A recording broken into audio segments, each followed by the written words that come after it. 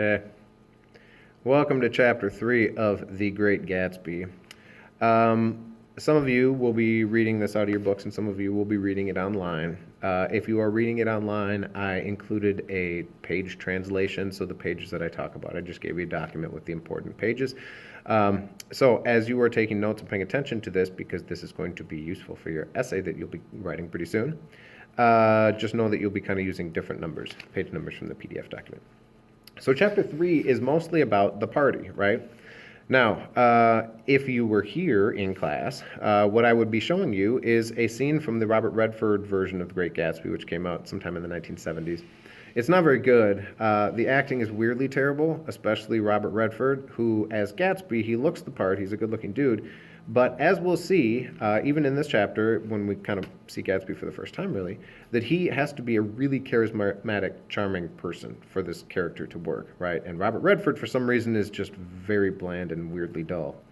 Anywho, so this party is what I wanted to show you from the Redford version. I think they do a really nice job of it. But to kind of help you imagine this, imagine that someone in your neighborhood, right, lives in the biggest house in the neighborhood, and you have never spoken to this person.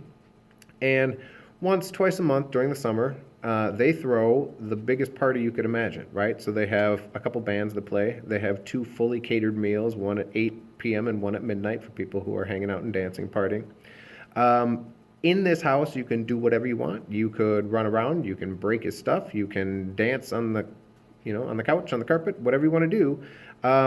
And then on Monday, he has a full team of cleaners go through and fix his whole place, right?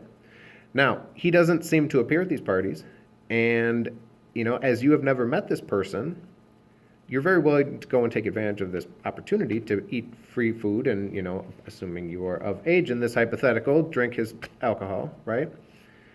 But there's a little bit something weird about it, right? And we start to see that with some of the characters who are at the party discussing what they've heard about Gatsby and who they think Gatsby is, right? So the first couple pages of this are just details about how big a deal and how much money he spends on this party. I can't even imagine how much money he would spend, right? If, even a fully catered meal, 2 of them for 150, 200 people, that's really, really a large amount of money.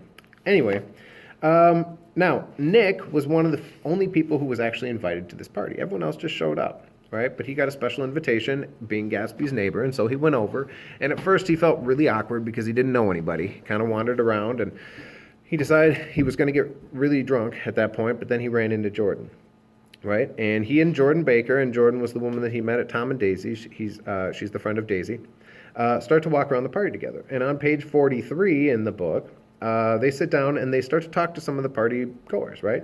Do you come to the parties often? Inquired Jordan of the girl beside her. The last one was the one I met you at, wasn't it? For you, Lucio. I like to come. I never care what I do, so I always have a good time. When I was here last, I tore my gown on a chair, and he asked me my name and address. Inside of a week, I got a package from Corrier's with a new evening gown in it. Did you keep it? Asked Jordan. Sure I did. I was going to wear it tonight, but it was too big in the bust and had to be altered.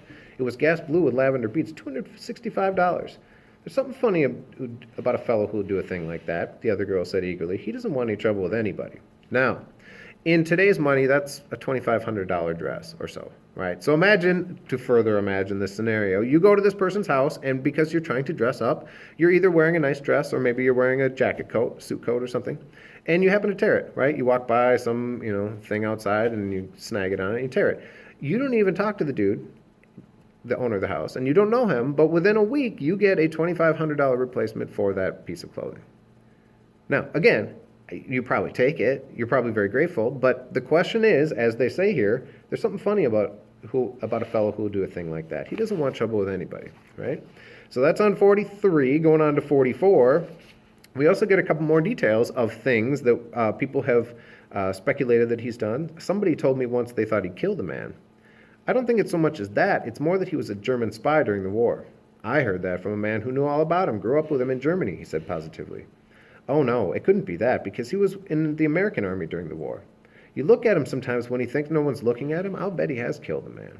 Now, the reason people are speculating so much about Gatsby because nobody knows anything about Gatsby, right? All they know is he's this dude who lives in a really big house, and he spends a lot of money in these parties that anyone can come to and take advantage of the situation. Now, Nick and Jordan, on page 45, they start to walk around the house. Now, if you're writing your paper, this would be good information to jot down for the dreams essay. We don't entirely know what this means yet, but we will, and we'll come back to it. They go into the library, and there's this dude, a stout middle-aged man with enormous owl-eyed spectacles, was sitting somewhat drunk on the edge of a great table, staring with unsteady concentration at the shelves of books. Now, owl-eyed man, we got some symbolism here, right? Those of you who know your Greek mythology, an owl is associated with Athena, the goddess of wisdom, right? And because he is known for his eyes, this implies that this guy knows what's going on. He can see things clearly, right?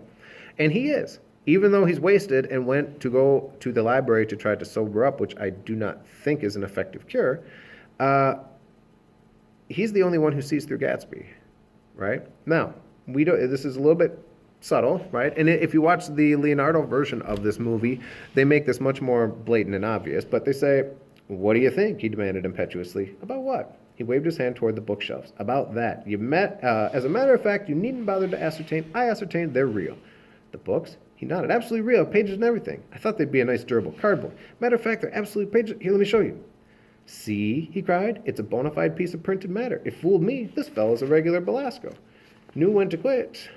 What a triumph, what thoroughness, what realism. Knew when to stop, too. Didn't cut the pages, but what do you want? What do you expect?" Now, some things, as you were reading a book such as this, right, and if there is a reference to somebody like a regular Belasco, what a curious, inquisitive young person such as yourself should do is take your phone out and say, push the little Google button and say, Belasco, Great Gatsby, right? If you were to do that, you would find out that Belasco is a famous Broadway producer and set designer.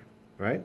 Now, when he says the fellow's a regular Belasco and Belasco's a Broadway set designer, that's saying something about Gatsby in designing a set, right?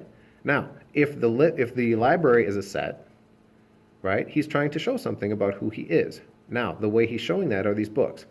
Gatsby, in buying this house, he could have taken a shortcut and spent far less money to fill the library with books because he could have purchased a piece of cardboard or plywood or something, right? And it's got the spines of books printed on it. So it looks like, especially if you just stick your head into the library, it looks like there's shelves full of books, but if you get up close, you see it's all just one piece of cardboard. This dude bought a whole library full of books. And in the olden days, such as the 1920s, books back then, and magazines as well, you needed to cut the pages, right? So when they printed the book, you would have two pages like this, and the ends would be together, right? And so you would then need to take your paper cutter and cut the pages apart, right? So these are all brand new books. These aren't even used books that he bought, right? Now, if this is a set, that implies that Gatsby's an actor, right? Now, we don't know what that means yet. In the Leonardo version of this movie, instead of the stuff about, real books and everything, he says, "Gatsby, there is no Gatsby." Now, we'll come back to that, but it is important, right? Now, Nick and Jordan continue to walk around, and on page 48 in the book, they meet Gatsby. Now, in the dream section, there may be some useful things here because this is some information about Gatsby, and this is why Redford fails in his role in The Great Gatsby in the 1970s.